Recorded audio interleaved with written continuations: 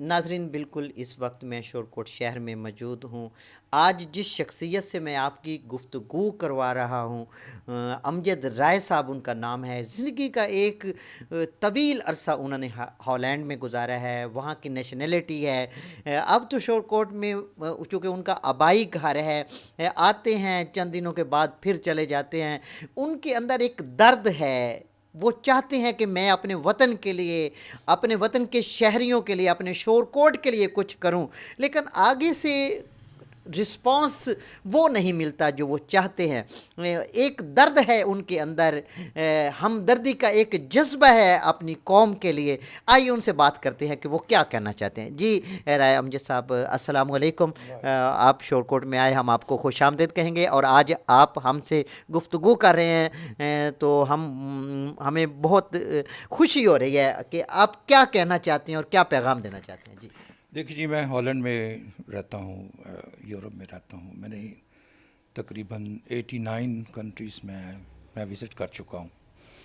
پھر بھی جو حب الوطنی جو ہے وہ مجھے تنگ کر لیتی ہے کہ نہیں، اپنی مٹی میں جاؤ۔ جب بھی میں آتا ہوں میں بہت ہی مایوس ہوتا ہوں کہ ہماری قوم جو ہے یہ جاہلیت سے کب باہر آئے گی، اور انصاف کا ترازو جو ہے وہ اپنے ہاتھ میں کیسے رکھے گی۔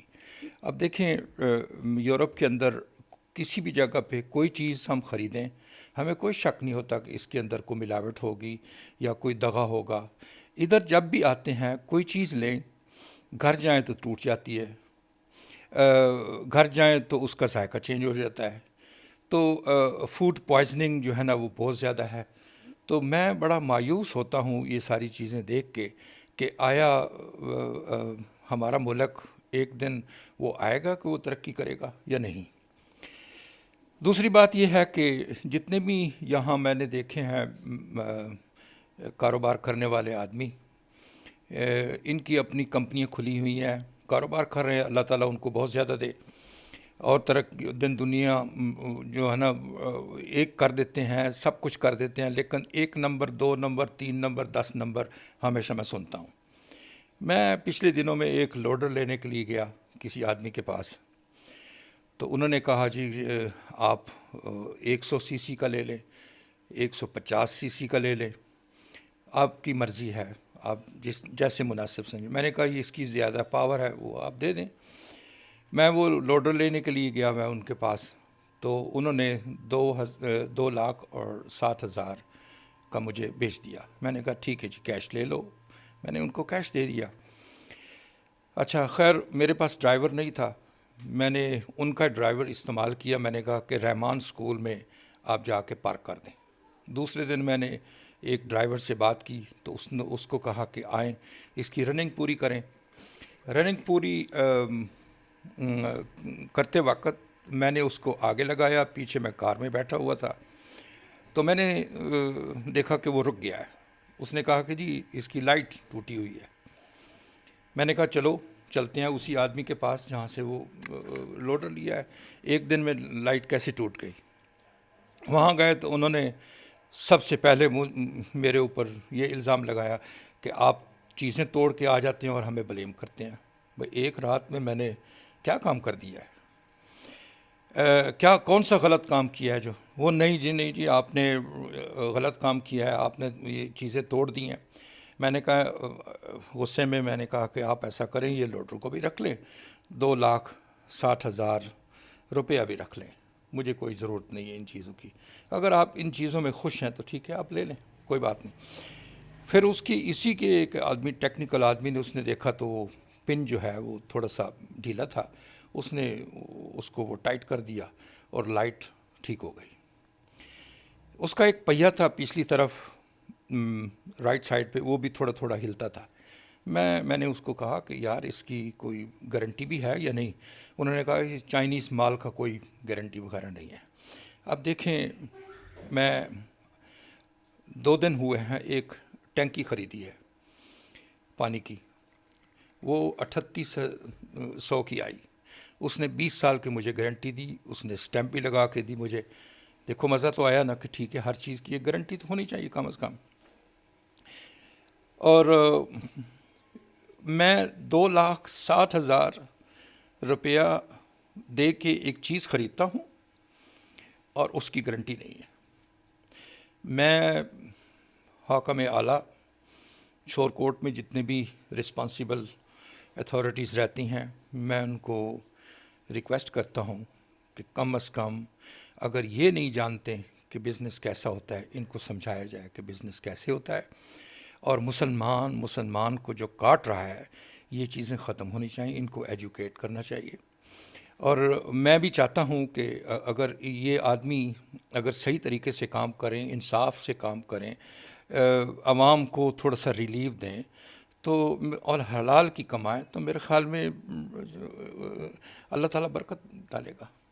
تو میں چاہتا ہوں کہ یہ حاکم اعلیٰ سے کہ ایسا کریں جتنے بھی کاروباری آدمی ہیں ان کی رجسٹریشن چیک کی جائے, اور رجسٹریشن چیک کرنے کے بعد ان کے وہ جو ٹیکس نمبر ہیں وہ چیک کی جائے, ڈبل چیک کی جائیں, ٹرپل چیک کیے جائیں, تو تاکہ ان کو پتہ چلے کہ کوئی آدمی کوالٹی کنٹرولر ہے ان کے سر کے اوپر, کہ وہ بآسانی طریقے سے کسی کو دغا نہ کر دیں.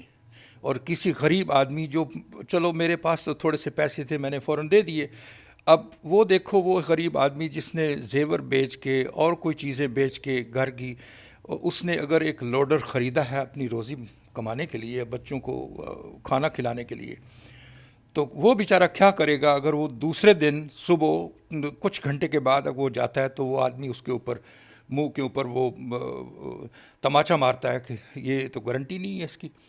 تو یہ تو بہت غلط بات ہے, یہ مسلمانوں والا کام نہیں ہے. میں یہودیوں میں رہتا ہوں, عیسائیوں میں رہتا ہوں, مجھے وہاں اور مزہ آتا ہے. میں چاہتا ہوں کہ وہی چیزیں وہ جو مسلمانوں کی انہوں نے اپنائی ہوئی ہیں, مسلمان اپنی چیزوں کو جو انہوں نے اپنائی ہیں یہ کیوں چھوڑ رہے ہیں؟ اس کا کوئی نہ کوئی حل ہونا چاہیے.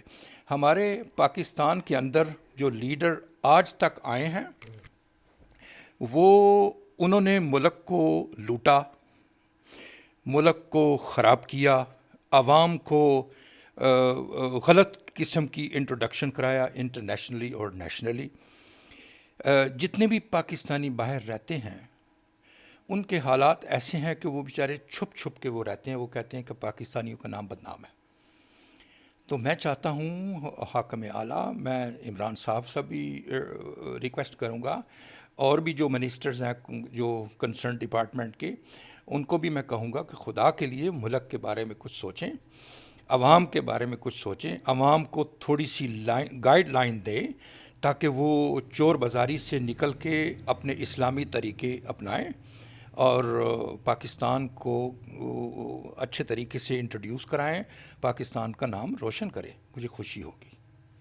جی بالکل, رائے صاحب بڑی تفصیل کے ساتھ ناظرین آپ سے گفتگو کر رہے تھے. ان کے اندر ایک درد ہے, پاکستانی قوم کے لیے کچھ کرنا چاہتے ہیں, آگے سے رسپانس اگر اچھا ملے تو ایسے لوگ جو پاکستان سے باہر اپنی پوری زندگی کا ایک حصہ لگا دیتے ہیں, ایک نہ ایک دن اپنے وطن میں واپس آنا ہوتا ہے, اور آ کے وہ یہی چاہتے ہیں کہ جس طرح وہ لوگ اخلاق محبت کے ساتھ پیش آتے ہیں, کاش یہ تو مسلمانوں کا وتیرہ ہے, یہی اسلام ہے, اسلام اسی چیز کا درس دیتا ہے. آج یہ چیزیں ہم سے کیوں دور ہو گئیں, ہم ان سے کیوں دور ہو گئے؟ بس یہی ہے, اپنے اخلاق کو درست کریں, جو چیز ایک نمبر ہے اس کو ایک نمبر بنا کے دیں. کوئی گاہک آپ کے پاس آتا ہے تو اس کے ساتھ ایسے محبت والا رویہ اختیار کریں, گفتگو ایسی کریں کہ جب بھی وہ اپنے وطن سے واپس جائے تو کم از کم آپ لوگوں کی مثال دے سکے کہ ہمارے لوگ بہت اچھے ہیں. جی.